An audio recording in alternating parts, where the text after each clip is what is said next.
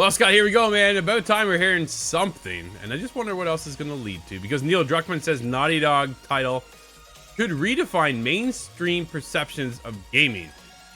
Pretty sure it's already done that with Uncharted and then The Last of Us. Even getting his own TV adaptation with The Last of Us, dude has changed everything already ahead of whatever Neil and the team over at Naughty Dog are up to. Dude, this is a big statement. Yeah, this is an absolutely giant statement. Is Neil going to make it a hat trick, though? We're going to get a third industry-defining moment out of Naughty Dog.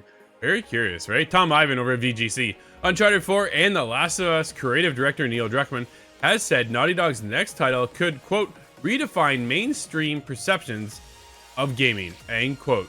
The studio's parent company, Sony, used its corporate strategy meeting on Thursday to present its, quote, creative entertainment vision, end quote, which it describes as its long-term vision for where it, quote, wants to be in 10 years with an eye towards future technological advances, end quote. In an interview published to coincide with the event, Druckmann was asked to share details about a personal vision or dream project he wants to see realized. Quote, I've been lucky to work on several dream projects, and I'm currently excited about a new one, which is perhaps the most thrilling yet, end quote, he said. Quote, there's a growing appreciation for gaming that transcends all age groups. Unlike when I was growing up, this shift is highlighted by a venture into television with The Last of Us, which I hoped would bridge the gap between gamers and non-gamers. The show's success has spotlighted gaming, illustrated the rich, immersive experiences it offers.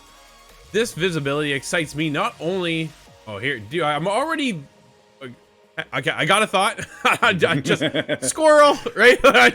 I'm already going... Are we bridging TV and gaming together?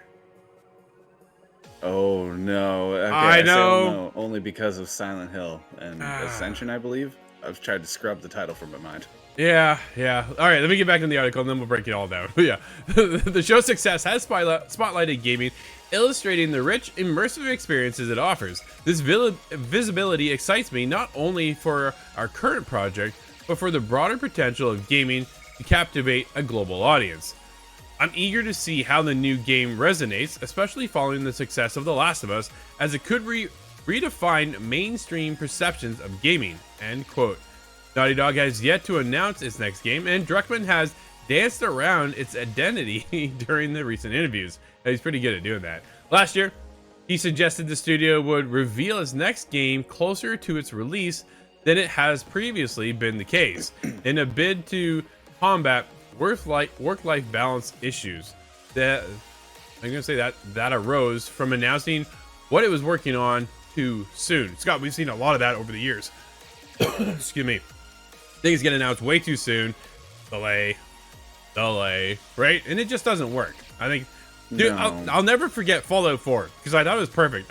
You know me, I'm not even a Fallout fan, but I thought the way Todd Howard announced and revealed Fallout 4, and then, oh, by the way, you're only a couple months away from playing.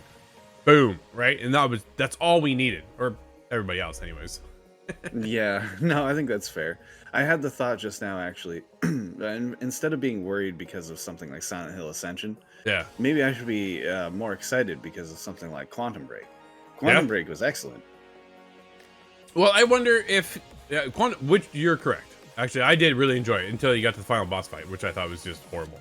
But yeah, I think I kind of tuned out towards the end of it. It was just, oh man, that's how it ended. I was like, oh, that's not all right. I guess you guys just didn't. I don't think they had a vision to end off Quantum Break. I think it's kind of how it ended for me. I was like, I think we're done. Let's just get it over with. I felt like, you know what I mean? It felt like a TV show that was supposed to get a second season, but it didn't. Yeah, exactly. I wonder here though, if this is the case for Neil, is what his vision is to have the game and then do the TV adaptation like he's done with The Last of Us. I wonder if that's what he's really kind of edging towards. But let's get back into it. Having previously acknowledged strong fan demand for The Last of Us Part 3, Druckmann recently confirmed that he has a concept for a third game in mind and thinks there will be one more chapter to the story. However, he's also spoken about wanting to try new things and Sony's willingness to let Naughty Dog do so. He returned to this subject during new Sony interview. Quote, "You have to take risks to find new ideas that connect with audiences, and even though Uncharted was a chart-topping success, it was important for our studio to innovate again with a new franchise like The Last of Us," end quote, he said. Quote, "Many companies would insist on sticking to profitable franchises." Well, makes sense. "But SIE's culture and philosophy empowers us to pursue new ideas. Art requires risk. You can't engineer perfectly and predict how successful it will be. I'm incredibly thankful that SIE trusts us to leverage our past success to explore brand new creative venues," end quote. Dude, that I think right there is the most exciting part. Naughty Dog just gets to go out and create whatever they have as a vision, and then produce hopefully something that's gonna be a massive success. Maybe we do get that TV adaptation, but they don't have to stay, "Oh, you know what? The Last of Us 1, The Last of Us Part 2, then the TV show." You have to make The Last of Us Part 3. Because their vision isn't there yet, right? Let that cook. I'm worried now. What if this becomes a live service? Both The Last of Us Part 3 Well, or whatever this next division is, this next creative endeavor. What if that becomes an always, from week to week, it updates, you're supposed to play and then watch the show? I don't Again, think like that's Quantum the case. Break, but I'm nervous that that's putting a studio into a live service development like that. If they don't want to, that becomes a problem. Naughty Dog already scrapped The Last of Us multiplayer because they said that would have put the studio into a live service studio and not a single player visionary focused storytelling studio, which is not what they wanted to do. So I'm not really worried about Naughty Dog going down that path. I think we are going to get another Last of Us Uncharted experience moving forward with whatever is coming next. Now I heard from what I think we're getting into a fantasy realm from the rumblings I've heard of their next game, yeah. right? So I think we're going to see something completely new, completely different. Scott, when do we see it? Oh, yeah, that's interesting. It's been many years now since Last of Us Part 2, right? Was that in 2020? Yeah. I want to say it was either that or 2019. It was quite a while ago now. So Yeah. we could get it within 2025, especially if it's something that they're being careful about letting it out too early. I think we might get something like a quick short notice like 2025. Yeah, Summer Game Fest would be a nice little addition. I don't think Sony's ready to show it yet. I don't think Naughty Dog's ready yet. As much as I just want to see what they're cooking, right? Like, what are you guys working on? What have you been working on since? Well, dude, they finished The Last of Us Part 2, worked on the multiplayer, scrapped the multiplayer. Still hurts to this day. And it's one of those things. And how much time has been taken to work on the multiplayer before actually diving into your other project? Now, Naughty Dog is big enough and had a couple teams to be able to work on both projects, right? So they already have part of the team over there. That's part of the team to work on the multiplayer side, which didn't pan out. So now that team is now back on working over with the other team to then get this new project up and running. 2025 probably pretty likely, I would think. And I don't think we'll see it this year. Unfortunately, I would love to see it this year, right? Like, I would love to see what Naughty Dog has been working on ever since the end of The Last of Us Part 2. Visionary for Part 3. Interesting places where they could take it. Very curious where Neil wants to take that vision next, that storytelling. What do we get out of Ellie? What do we get with the other remaining characters? How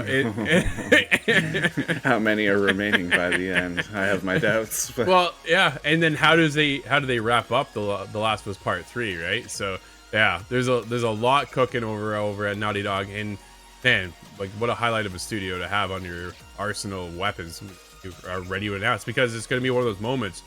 Here's our game, dude. It's going to be a monumental moment coming out of Naughty Dog once again, because the anticipation's there. But what kind of pressure does that put on the studio as well? Oh, absolutely. Being a flagship carrier like that, it's got to be a lot of pressure, especially if we're looking at 2025. We're getting into the year of Grand Theft Auto 6. Do you think they're bold enough to drop it during that? No. No.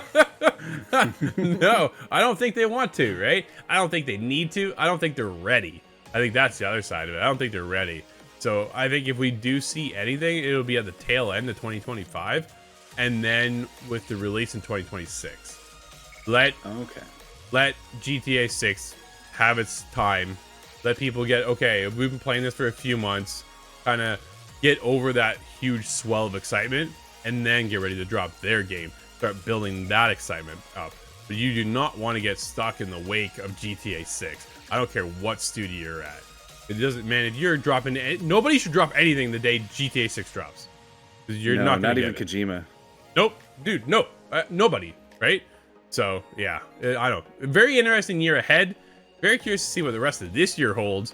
And then 2026, I think next year things start to heat up. And then 2026 is going to be on fire, probably at the end of our console generation life cycle. And then we're getting ready for new gen consoles. That's my prediction. Let us know your predictions over at itgtv.com.